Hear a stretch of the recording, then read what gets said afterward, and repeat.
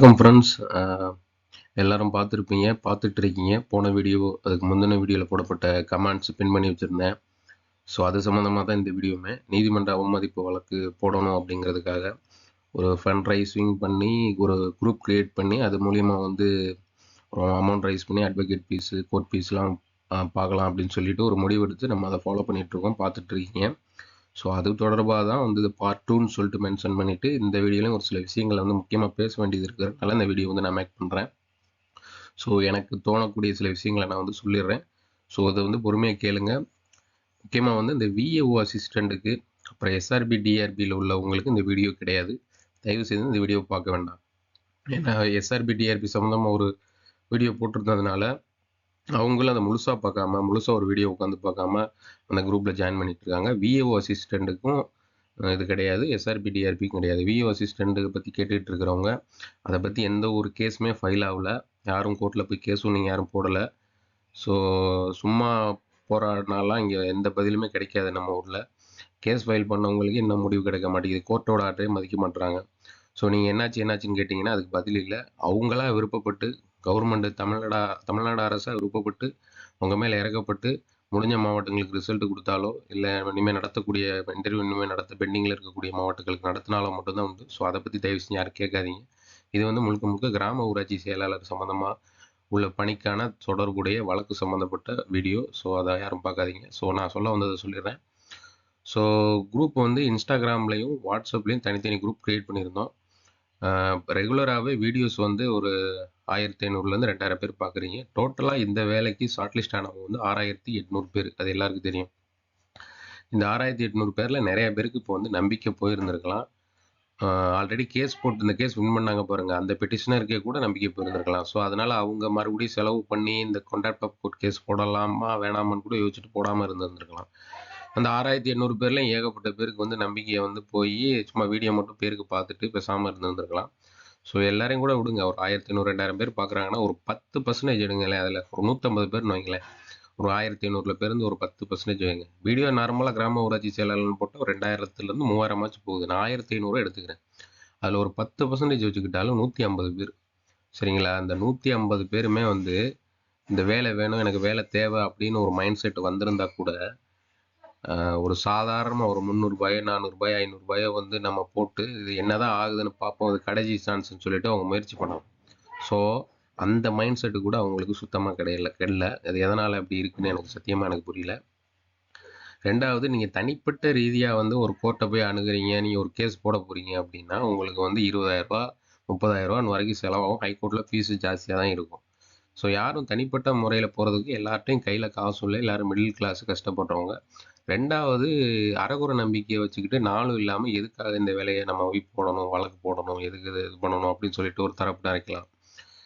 So அதனால தான் வந்து எல்லாருக்கும் ஒரு கை செலவு மாதிரி ஒரு ரூ. 400 500 கை செலவு மாதிரி ஆகி போயிடும். எல்லாரையும் ஷேர் பண்ணி போட்டுட்டோம்னா நம்மளே டைரெக்டாக கேஸ் போட்டோம்னா அட்வொகேட்டிட்ட இருந்து இன்ஃபர்மேஷன் நமக்கு ஈஸியாகவும் கிடச்சிரும், நமக்கு அப்டேட்டும் சீக்கிரம் கிடச்சிரும். ஸோ எல்லாருமே ஒரு குரூப்பை ஆர்கனைஸ் பண்ணி பண்ணும்போது இந்த கோர்ட் கேஸோட மட்டும் இல்லாமல் நாளைக்கு இந்த வேலை சம்மந்தப்பட்ட ஏதாவது பிரச்சனைனாலும் எல்லாரும் ஆர்கனைஸ் பண்ணி சில விஷயங்களை பண்ண முடியும்னு சொல்லிட்டு எல்லாம் யோசிச்சுட்டு தான் நான் அந்த ஆக்சுவலாக அது வேற ஒரு சப்ஸ்கிரைபர் கொடுத்த ஐடியா. நான் யோசிச்சுட்டு தான் இருந்தேன் இந்த வீடியோ போடலாமா போட வேணாமான்னு சொல்லிட்டு. ஏன்னா அமௌண்ட் கலெக்ட் பண்ணுறோம், நம்ம ஒரு வீடியோ ஆர்கனைஸ் பண்ணோம்னாலே நம்மளை பற்றி நெகட்டிவ் ஸ்ப்ரெட் பண்ண ஆரம்பிச்சிருவாங்க. தவறில்லான சில கமெண்ட்ஸும் வர ஆரம்பிக்குங்கிறதுக்காண்டி தான் நான் யோசிச்சுட்டே இருந்தேன். ஸோ இருந்தாலும் பரவாயில்ல, நான் ஆரம்பிச்சாச்சு. ஸோ நேற்று இது சம்மந்தமாக ஒரு வீடியோ போட்டிருந்தேன். அந்த வீடியோ போட்டதுலேருந்து போட்டுமே எந்த சப்போர்ட்டும் இல்லை. ஸோ மறுபடியும் இந்த வீடியோ போடுறேன். ஸோ பார்க்குறவங்க, வேலை வேணும்னு நினைக்கிறவங்க, இதுக்கு ஏதாவது முயற்சி பண்ணி பார்ப்போம்னு நினைக்கிறவங்க, இதுதான் கடைசி சான்ஸு. ஸோ அதை விட்டுறக்கூடாதுன்னு நினைக்கிறவங்க அந்த குரூப்பில் வந்து மறுபடியும் லிங்க் போடுறேன். இன்ஸ்டாகிராம் லிங்கும் போடுறேன், வாட்ஸ்அப் லிங்கும் போடுறேன். மோஸ்ட்லி வாட்ஸ்அப்பில் ஜாயின் பண்ணுங்கள். ஏன்னா இன்ஸ்டாகிராமில் வந்துட்டு அது என்னாச்சுன்னு இப்போ கேட்குறதுக்கு ரிக்வஸ்ட் கொடுக்க வேண்டியிருக்கு. அவங்களுக்கு மெசேஜ் பண்ணுறதுக்கு தனிப்பட்ட முறையில் அது ரிக்வஸ்ட் அக்செப்ட் பண்ண மாட்டாங்க, ரீப்ளையும் போட மாட்டாங்க. ஸோ முடிஞ்ச அளவுக்கு வாட்ஸ்அப்பில் ஜாயின் பண்ணிங்கன்னா உங்களை கான்டாக்ட் பண்ணுறது ஈஸி. வாட்ஸ்அப் கம்ஃபர்டபுள் இல்லை அப்படின்னா இன்ஸ்டாகிராமில் ஜாயின் பண்ணுங்கள். இல்லை குரூப்பில் ஜாயின் பண்ணுறதுக்கு உங்களுக்கு ப்ரைவசி இல்லைன்னு உங்களுக்கு தோணுச்சு அப்படின்னா நீங்கள் வந்து தனிப்பட்ட முறையில் இன்ஸ்டாகிராமில் எனக்கு மெசேஜ் பண்ணுங்கள். நான் தனிப்பட்ட முறையில் ரிப்ளை போடுறேன். அப்புறம் முக்கியமாக இன்னொன்று சொல்ல வந்தது என்னென்னா, சும்மா வந்து என்னன்னே தெரியாமல் குரூப்பில் வந்து ஜாயின் பண்ணிவிட்டு என்ன நடக்குதுன்னு வேடிக்கை பார்த்துட்டு அப்புறம் உடனே லெஃப்ட் ஆகிட்டு இருக்காங்க. அப்படி ஒரு தரப்பினர் வர்றாங்க. இன்னொரு தரப்பினர் வந்து என்ன வேறு வேலை சம்மந்தமாக விஇஓ அசிஸ்டண்ட், எஸ்ஆர்பி, டிஆர்பி சம்மந்தம் உள்ளவங்களும் உள்ளே வந்துட்டு நான் தெளிவாக வீடியோவில் பேசி தெளிவாக போடுறேங்க. கேட்டுட்டுமே ஏன் அப்படி பண்ணுறாங்கன்னு தெரியல. அப்படி ஒரு குரூப் வருது. இன்னொரு குரூப் வந்து சும்மா என்ன நடக்குதுன்னு பார்க்குறதுக்காண்டி ஒரு கட்சி சார்ந்து, ஒரு ப்ரெஸ் ரிப்போர்ட்டிங் சார்ந்து அவங்கலாம் தேவையில்லாம உள்ளே வந்து பார்த்துட்டு, இங்கே எவ்வளோ வந்து சென்சிட்டிவாக வந்து எவ்வளோ கஷ்டப்பட்டு இந்த வேலைக்காக வெயிட் பண்ணிகிட்டு இருக்கிறவங்க, ஏதாவது ஒன்று பண்ணிட மாட்டோமா, ஏதாவது செஞ்சிட மாட்டோமா ட்ரை பண்ணிவிட்டு இதெல்லாம் ஆர்கனைஸ் பண்ணி பண்ணிகிட்டு இருக்கோம். ஆனால் இவங்களுக்கெல்லாம் ஒரு விளையாட்டு மாதிரி இருக்குது. உள்ளே வந்து எட்டி பார்த்துட்டு அப்புறம் ஒரு 1/2 மணி நேரம், 1 மணி நேரம், 4 மணி நேரம், 5 மணி நேரம் இருந்துட்டு லெஃப்ட் ஆகி போகிறது. நம்ம அங்கே இருக்கிறவங்கள வச்சு கவுண்ட் பண்ணி ஒரு அமௌண்ட் ஃபிக்ஸ் பண்ணி இது பண்ண பார்த்துட்டு இருந்தா, இன்ஸ்டாகிராமில் வர்றாங்க, கொஞ்சம் ஹவர்ஸ் இருக்காங்க, அப்புறம் லெஃப்ட் ஆகிட்டு போகிறாங்க. வாட்ஸ்அப்பில் வர்றாங்க, லெஃப்ட் ஆகிட்டு போகிறாங்க. தயவு செஞ்சு இப்படி பண்ணாதீங்க. ஒன்று பண்ணுறதுக்கு உண்மையிலே மனசு இருந்துச்சுன்னா, சப்போர்ட் பண்ணணும்னு மனசு இருந்துச்சுன்னா, தயவு செஞ்சு உள்ளே வந்து வாலண்டியராக சப்போர்ட் பண்ணுங்கள். இல்லை உங்களுக்கு பிடிக்கலையா, அந்த வீடியோ இக்னோர் பண்ணிட்டு போயிருங்க. குரூப்லலாம் ஜாயின் பண்ணாதீங்க. சும்மா அப்படி வந்து உள்ளே வந்துட்டு போகிறதுக்கு வந்து இது உங்களுக்கு வீடியோ கேம் கிடையாது. தயவு செஞ்சு அதை புரிஞ்சுக்கோங்க. மற்றவங்களோட மனசுலையும் உணர்வுகளையும் அவங்களோட முயற்சியிலையும் தயவு செஞ்சு விளையாடாதீங்க. உண்மையிலே கிராம ஊராட்சி செயலாளர் சம்மந்தமாக கடைசி முயற்சியாக அந்த கண்டப்ட் கோர்ட்டு கேஸ் போட்டு பண்ணணும்னு முயற்சி பண்ணுறவங்க மட்டும் வாலண்டியராக குரூப்பில் வாங்க. உங்களால் முடிஞ்ச ஷேர் பண்ணுங்கள். இப்போ என்ன அமௌண்ட்டு, என்ன எவ்வளோ ஃபிக்ஸ் பண்ணியிருக்காங்க, ரொம்ப லோ அமௌண்ட்டு தான். அது வந்து உள்ள குரூப்பில் வந்து பார்த்தீங்கன்னா உங்களுக்கு தெரியும். ஸோ இந்த வக்கீல்கிட்ட நீங்களே அட்வொகேட்டை விசாரித்து பற்றி பார்த்தீங்கன்னா தெரியும். இந்த கண்டெம்ட் ஆஃப் கோர்ட்டு கேஸுங்கிறது பழைய வின் பண்ண கேஸோட தொடர்ச்சி தான். அதை நம்ம வந்து புதுசாக ஃபைல் பண்ண போகிறதில்ல. ஸோ இந்த கேஸ் போட்டிங்கன்னா கவர்மெண்ட்டுக்கு வந்து ஹெவி ப்ரெஷர் போகும். வேறு வழியே கிடையாது. கண்டிப்பாக நடத்திடுவாங்க. ஸோ இப்போ சொல்ல வேண்டியதெல்லாம் சொல்லிவிட்டு இன்னொரு முக்கியமான ஒரு விஷயம் சொல்கிறேன். அது நல்லா நோட் பண்ணிக்கிங்க. இப்போ கமெண்ட்ஸில் இதுக்கு முன்னாடி கடைசியாக போட்ட வீடியோவில் வந்த கமெண்ட்ஸில் ஒரு சில பேர் வந்து ஒரு சில விஷயங்களை சொல்லியிருந்தீங்க. இந்த கேஸ் போட்டிங்க அப்படின்னா மறுபடியும் இந்த வேலையை இழுத்துட்டு போகும். மார்ச் 4க்கு ஒரு வழக்கு ஒரு பெண்டிங்கில் இருக்குது. அது என்ன முடிவு வருதுன்னு பார்த்துக்குருவோம் அப்படின்னு சொல்லிட்டு அப்புறம் டிஎன்ஆர்டி டிபார்ட்மெண்ட்டில் நாங்கள் கேட்டோம். அவங்க வந்து கன்ஃபார்மாக எலெக்ஷனுக்கு முன்னாடி வேலை போட்டுருன்னு சொல்கிறாங்க அப்படின்னு சொல்லிட்டு ஒரு 2-3 பேர் மட்டும் மெசேஜ் போட்டுகிட்டே இருந்தீங்க. எனக்கு ஒன்றும் புரியல. இவ்வளோ நாளாக வந்து டிசம்பர் 2025 டிசம்பர் 12ஆம் தேதி நடக்க இருந்த இன்டர்வியூ. அதுக்கப்புறம் எவ்வளவோ ரீசன்னால தள்ளி போயிடுச்சு. அப்போ வரைக்கும் எந்த டிஎன்ஆர்டி டிபார்ட்மெண்ட்லேயும் சொல்லலை, எந்த பொலிட்டீஷியன்ஸும் சொல்லலை. உடனே எலெக்ஷனுக்கு முன்னாடி நடக்கும். ஆனால் இப்போ மட்டும் இந்த வழக்கு போடணும்னு ஆரம்பித்தோன்னே மட்டும் இவங்களுக்கு எங்கேருந்து டிஎன்ஆர்டி டிபார்ட்மெண்ட்லேருந்து சொன்னாங்கன்னு எனக்கு தெரியல. ஸோ 2-3 மாதமாக எல்லாருமே நிறைய பேர்ட்டு கேட்கும்போது, நான் ஆரம்பத்தில் ஜனவரி மாதத்துலாம் கேட்கும்போது போட்டுருவாங்கன்னு எல்லாருமே சொல்ல தான் செஞ்சாங்க. ஆனால் எல்லாத்தையும் கேட்டுட்டு அமைதியாக தான் உட்காந்துட்டு இருந்தோம். அப்புறம் கோர்ட்டு கேஸ் வந்து இன்டர்வியூ நடத்த சொல்லி போடும்போது தான், வாய்தா வரும்போது தான் நமக்கே தெரிஞ்சது. கவர்மெண்டோட அட்வொகேட் என்ன சொல்லியிருந்தாரு, எலெக்ஷன் முடிஞ்சு 2 வாரத்துக்கு 4 வாரம் 8 வாரம் 8 வாரம் எலெக்ஷன் முடிஞ்சு 2 மாதத்துக்கு அப்புறம் தான் இந்த வேலையை போட்ட மாதிரி இருக்கும்னு அவர் வாயாலே ஓப்பன் ஸ்டேட்மெண்ட் கொடுத்தாரு. ஸோ இந்த கேஸ் போடலை அப்படின்னா அந்த ஆன்சர் கூட நமக்கு கிடைச்சிருக்காது. இவங்க அந்த பிளானில் தான் இருந்தாங்க அப்படின்னு தெளிவாகவே நமக்கு தெரிஞ்சுது. ஸோ அவங்களும் எல்லாரும் நம்மளும் இதே வாய் வார்த்தையை நம்பிட்டு தான் உட்காந்துட்டு இருந்தோம். அப்போ மறுபடியும் வாய் வார்த்தையை நம்பிட்டு உட்காந்துருக்க சொல்கிறாங்க. எந்த நம்பிக்கையில் உட்காந்துருக்குன்னு சொல்லுங்கள். எனக்கு என்ன ப்ரூஃப் இருக்குது, என்ன அஃபிஷியலாக இருக்குது, என்ன சர்க்குலர் இருக்குது, இத்தனாம் தேதிக்குள்ளே நடத்துவோம்னு சொல்லிட்டு. அப்புறம் இந்த மார்ச் 4ஆம் தேதி வர வழக்குமே அன்னைக்கு ஜட்ஜ்மெண்ட் ஆகாதான் நமக்கு தெரியாது. அது வேற வழக்கு. அது நான் தெளிவாக சொல்லிட்டு, அது வந்தாலும் பழைய ஜீவோப்படி நடத்த சொல்கிறாங்க. அது நிற்காது. அது நியாயப்படி நிற்கவே செய்யாது. அது வந்து கவுண்டர் வாய்தா கவர்மெண்ட் சைட்லேருந்து டைம் கேட்டுகிட்டே போகிறதுனால தான் இழுத்துட்டே போகுது. அவங்க ஒன்ஸ் வந்து ப்ரூஃப் கட்டி வாதாடிட்டாங்க அப்படின்னா அந்த கேஸ் முடிஞ்சிடும். ஸோ இதுக்கும் சம்மந்தமே கிடையாது. ஸோ எல்லாருக்கும் பச்சையாக தெரியும் இவங்க வந்து நடத்தக்கூடாதுங்கிறதுனால தான் இழுத்துட்டு போகிறாங்க. ஒருவேளை இவங்க சொல்கிற மாதிரி அந்த கமெண்ட்ஸில் சொல்கிற மாதிரி இப்போ எலெக்ஷனுக்கு முன்னாடி அறிவிப்பு கொடுக்குறதுக்கு முன்னாடி நடத்துகிறோன்னு முடிவு செஞ்சுருந்தாலுமே கண்டிப்பாக வந்து அந்த கோர்ட் ஆர்டர்னால தான் இருக்கும். சரிங்களா? தெளிவாக எல்லாருக்கும் தெரியும். அந்த கோர்ட் ஆர்டர் பிப்ரவரி 24க்குள்ளே நடத்தி முடிக்கணும்னு சொன்னதுனால பெஸ்ட்டாக ஒரு வாரமோ ஒரு 10 நாளோ எடுத்து நடத்துகிறாங்கனாலே வைங்களேன். அது கண்டிப்பாக ஒரு கோர்ட் ஆர்டரை மதித்து தான் அவங்க பண்ணுறாங்கன்னு உங்களுக்கு தெரியுது. ஸோ ஒருவேளை கோர்ட் ஆர்டரை மதித்து பண்ணுறாங்க அப்படின்னா நம்ம இந்த கேஸும் கண்டெம்ட் ஆஃப் கோர்ட்டும் போட்டோம்னா அது இன்னும் கொஞ்சம் அவங்களுக்கு சப்போர்ட்டாக தான், அந்த கேஸுக்கு ஒரு சப்போர்ட்டாக தான் இருக்கும். அவங்களுக்கு இன்னும் கொஞ்சம் அவங்களை துரிதப்படுத்தி விட்ற மாதிரி தான் ஆகுமே தவிர இதில் வேறு எந்த பிரச்சனையுமே வர்றதுக்கு வாய்ப்பு கிடையாது. ஸோ இது பண்ணுறது மூலயமா நமக்கு வந்து இன்னும் கொஞ்சம் பாசிட்டிவான விஷயங்கள் நடக்கிறதுக்கான அதிக வாய்ப்புகள் இருக்கிறனால தான் எல்லாம் யோசித்து தான் அந்த முடிவு எடுத்திருக்கோம். இதையும் நம்ம போடாமல் வழக்கம் போல் அந்த ஜனவரி மாதம் சொல்லிட்டு இருந்தாங்கல்ல, இன்னும் 5 நாளில் போட்டுருவாங்க, இந்த 10 நாள் போட்டுருவாங்க, சேர்மன்கிட்ட கேட்டேன், பிடிஓட்ட கேட்டேன் அப்படின்னு அந்த மாதிரி கேட்டுகிட்டே இருந்தீங்கன்னா அப்படியே நடக்கும்னு அப்படி உட்காந்துட்டே இருக்க வேண்டியதான். அப்புறம் எலெக்ஷன் வந்துடும், எலெக்ஷன் ரிசல்ட் வந்துடும், வேறு கட்சி கூட ஆட்சிக்கு வரலாம், வேறு ஜிஓ போடுவாங்க, இந்த ஜிஓ கேன்சல் ஆகும். இல்லை இதே கட்சி ஆட்சிக்கு வந்தாலும் இல்லை புது மாதிரியான நாங்கள் எடுக்க போகிறோம்னு சொல்லுவாங்க. அப்படி சொல்லிட்டாலும் உங்களால் என்ன செய்ய முடியும் சொல்லுங்கள்? எல்லாம் பார்த்துட்டு தான் இருக்கீங்க. இந்த டிஆர்பி எஸ்ஆர்பிக்கு வீதியில் இறங்கி போடுறாங்க. ஆல்ரெடி கவர்மெண்ட் ஸ்டாஃப்ஸு வீதியில் இறங்கி போராடுறதுனால மட்டும் உங்களுக்கு பதில் உங்களுக்கு வந்து எல்லாருமே கொடுத்துருவாங்களா? உங்கள் கோரிக்கையில் மதிக்கவே மாட்டாங்க.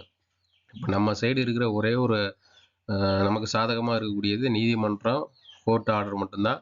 அதை உடனே அதை ஆர்டரை மதிக்கலைன்னா உடனே அந்த கண்டெம்ட் ஆஃப் கோர்ட் கேஸும் போடணும். இது மட்டும்தான் நம்மகிட்ட இருக்கக்கூடிய லீகலான வழி. ஒருவேளை அவங்க போடாமல் எலெக்ஷன் தாண்டி போயிருச்சு அப்படின்னா அப்புறம் அவங்க என்ன செஞ்சாலுமே உங்களால் எதுவுமே பண்ண முடியாது. அப்படியே அமைதியாக போக வேண்டியதான் நீங்கள். இதுக்கு மேலே நான் என்ன சொல்கிறதுன்னு தெரியல. இப்போதைக்கு நம்மக்கிட்ட இருக்கிற வாய்ப்பை யூஸ் பண்ணி எலெக்ஷனுக்கு முன்னாடியே அதை நடத்துறதுக்கு என்ன வழியோ உடனே இன்டர்வியூ வரைக்குமாவது நடத்தி முடிச்சு அதை கம்ப்ளீட் பண்ணுறதுக்கான ப்ராசஸை வந்து பண்ணுறதுக்கு என்ன வழியோ அதை செய்யுங்க. அதுக்கு தான் இவ்வளோ முயற்சியும் பண்ணுறோம். இந்த கமெண்ட்ஸில் சும்மா ஏதோ சொல்லணுங்கிறக்காண்டி சொல்லிட்டு வாய் வார்த்தையை நம்பிட்டு உட்காந்துருக்குன்னு வரும்போது அப்படியே யாரும் கமெண்ட்ஸ் கொடுக்குறீங்க அப்படின்னா ப்ரூஃபோடு கொடுங்க. ஏன்னா டிஎன்ஆர்டி டிபார்ட்மெண்ட் அதே டிஎன்ஆர்டி டிபார்ட்மெண்ட்டில் தான் இதுக்கு முன்னாடி பேசினவங்க வந்து எந்த பதிலுமே சொல்லலைன்னு சொல்லிட்டு ஒரு தரப்பினர் சொன்னாங்க. அதே மாதிரி பொலிட்டீஷியன்ஸு மினிஸ்டர் சைடுலேயுமே எலெக்ஷன் முடிஞ்சு ஒரு சப்ஸ்கிரைபர்லாம் ஒரு சட்டத்துறை அமைச்சர் நினைக்கிறேன் அவரெல்லாம் நேரில் போய் பார்க்க முடிஞ்சுன்னு சொன்னாங்க. அவங்களாம் எலெக்ஷன் முடிஞ்சதுக்கப்புறம் தான் போடுவாங்கன்னு சொல்லிட்டு அவர் வாயில் இப்படி மாற்றி ஒவ்வொரு தரப்பினர் ஒவ்வொரு மாதிரி சொல்லிக்கிட்டு இருக்கல எந்த நம்பிக்கையில் நம்ம உட்காந்துருக்கணும் சொல்லுங்கள். ஸோ இன்னொன்று நான் இப்போ இந்த வீடியோ இன்றைக்கி மேக் பண்ணுறேன். இன்றைக்கி ஈவினிங் போய் அட்வொகேட்டை நான் பார்க்குறேன்னு வைங்களேன். இன்னும் அடுத்து சாட்டர்டே சண்டே லீவு, அடுத்து அப்படியே மண்டே அந்த மாதிரி டைமிங்கில் தான் அடுத்து இனிமேல் கேஸ் ஃபைல் பண்ணுற மாதிரி இருக்கும். ஸோ கிட்டத்தட்ட நாள் நெருங்கி வந்துருச்சு. நமக்கு நாளுமே டைம் கிடையாது. ஸோ இப்படி மற்றவங்க விருப்பப்படுறவங்களையும் குழப்பிக்கிட்டு இருக்காமல் சப்போர்ட் பண்ண நினைக்கிறவங்க WhatsApp group, Instagram group, mostly வாட்ஸ்அப்பில் வர பாருங்கள். ரெண்டுலேயும் மாறி இருக்காதீங்க. ஏதாவது ஒன்றில் இருங்க, ஜாயின் பண்ணுங்கள், சப்போர்ட் பண்ணுங்கள். எனக்கு என்னென்னு வீடியோ பார்த்துட்டு எனக்கு என்னென்னு போகாமல். ஏன்னா இது ஒரு வேளை வின் ஆச்சு அப்படின்னா மேக்ஸிமம் மோஸ்ட்லி சாதகமாக தான் வரும். அந்த 6800 பேருக்குமே இன்டர்வியூ நடக்கும். 6800 பேருமே பயனடைவாங்க. சரிங்களா? எல்லாருமே தான் பயனடைய போகிறீங்க. நான் வந்து அன்றைக்கி வந்து இந்த இதுக்கு கேஸுக்கு நான் சப்போர்ட் பண்ணலை, நான் அந்த கேஸ்னால தான் எனக்கு யூஸ் ஆச்சு அப்படின்னு சொல்லிட்டு நாளைக்கு வந்து நீங்கள் வந்து நான் வருத்தப்படுறதுலேயே இது பண்ணுறதுலேயே ஒன்றும் கிடையாது. உண்மையிலேயே உங்களுக்கு மனசு இருக்குது, மனிதநேயம் இருக்குது அப்படின்னா என்னால் முடிஞ்ச கான்ட்ரிபியூஷனை பண்ணேன்னு உங்களுக்கு தோணுச்சு அப்படின்னா ஒருவேளை ஒரு சில பேர்கிட்ட கையில் இல்லாமல் கூட இருக்கலாம், ஃபினான்ஷியலாக ரொம்ப மோசமாக கூட இருக்கலாம், அவங்கள விட்டுருங்க. ஆனால் கொடுக்க முடிஞ்சும் எதுக்கு நான் கொடுக்கணும், மற்றவங்க பார்த்துக்கிறட்டும், நமக்கு என்னப்பா அந்த வீடியோ பார்த்து நம்ம பாட்டில் போவோம் அப்படின்னு இருக்காமல் கொஞ்சம் யோசித்து போட்டதுக்கு பாருங்கள். அதனால தான் மெனக்கெட்டு இவ்வளோ நேரம் நான் அதை பேசி போடுறேன். இதையுமே நீங்கள் இவ்வளோ நேரம் உட்காந்து கேட்பீங்களான்னு எனக்கு தெரியல. ஏன்னா எல்லாருக்கும் அவ்வளோ அவசரம். எல்லாமே மேகி நூடுல்ஸ் மாதிரி உடனே வந்துடணும். 10 மாதத்தில் பிறகுற குழந்தை வந்து 1 மாதத்துலேயே பிறந்துடணும் எல்லாருக்கும். முக்கியமான விஷயத்த கூட உட்காந்து பார்க்க மாட்டீங்க. ஸோ இது ஆல்ரெடி எனக்கு தெரிஞ்சது தான். ஆனால் வந்து ஒரு 100 பேராவது 150 பேராவது ஒரு 10% அதில் வருவாங்கன்னு பார்த்தேன். வெறும் 50 பேரை கூட தேரல அப்படின்னா அவங்க எந்த அளவுக்கு அவங்க மைண்ட் செட்டில் இருக்கிறாங்கன்னு சொல்லுங்கள். நாளைக்கு இது வின் ஆயிடுச்சுன்னா யாரும் நான் இல்லை, நான் அதை நான் வந்து கான்ட்ரிபியூஷன் கொடுக்கல, அதனால் இன்டர்வியூக்கு போக மாட்டேன் அப்படின்னு ரோசமாக இருந்துருவீங்களா? நடந்துச்சுன்னா எல்லாரும் போக தானே போகிறீங்க. ஸோ ஒருத்தவங்க முயற்சி பண்ணுறாங்கன்னா அந்த முயற்சிக்கு என்றைக்குமே சப்போர்ட் பண்ணுறதுக்கு பாருங்கள். என்னோடது தனிப்பட்ட கருத்து. ஸோ அதில் கலெக்ட் ஆகிற ஃபண்ட் ரைசிங் ஆகிற அமௌண்ட்டு எல்லா ப்ரூஃப்மே வந்து இந்த வாட்ஸ்அப் குரூப்பு, இன்ஸ்டாகிராம்லேயே ஷேர் பண்ணிவிட்டு செலவு பண்ணுறது காட்டியில் எக்ஸசிவ் என்ன அட்வொகேட் ஃபீஸுக்கே எதுவும் கலெக்ட் ஆகலை. ஒரு வேளை கலெக்ட் ஆகி எக்ஸசிவாக வந்தாச்சுன்னா கூட அந்த அமௌண்ட்டு எல்லா அக்கௌண்ட்ஸும் கிளியராக இது பண்ணி நாளைக்கு ரிட்டர்ன் கூட பண்ணுற மாதிரி ஏகப்பட்ட பிளான் பண்ணியிருக்கு. அதனால தான் குரூப் ஆர்கனைஸ் பண்ணிட்டு இருக்கு. ஜென்ரலாக வீடியோ மட்டும் போட்டு அது கீழே கியூஆர் போட்டு அதில் எல்லாரும் அனுப்பி விடுங்கன்னு சொல்லலை. குரூப் ஆர்கனைஸ் பண்ணி அந்த குரூப்பில் எல்லாரையும் ஜாயின் பண்ண வச்சு அது மூலியமாக தான் அவங்களை சென்ட் பண்ணி எந்த ஒரு டவுட்னாலும் ஷேர் பண்ணி அப்படி தான் பேசிகிட்டு இருக்கோம். ஸோ தெளிவாக சொல்லிட்டேன்னு நினைக்கிறேன். மேலும் கன்ஃபியூஸ் ஆகாமல் இருக்கிற வாய்ப்பை பயன்படுத்திக்க பாருங்கள். ஸோ சப்போர்ட் பண்ணுங்கள். உங்களோட சப்போர்ட் தான் தேவை. ஸோ கீழே லிங்க் இருக்குது, வாட்ஸ்அப் இருக்குது, இன்ஸ்டாகிராம் இருக்குது. ஜாயின் பண்ணுங்கள், உங்களோட சப்போர்ட் பண்ணுங்கள், குரூப்பில் வாங்க. ஸோ தேங்க்யூ தான் நான் சொல்ல விரும்புனது.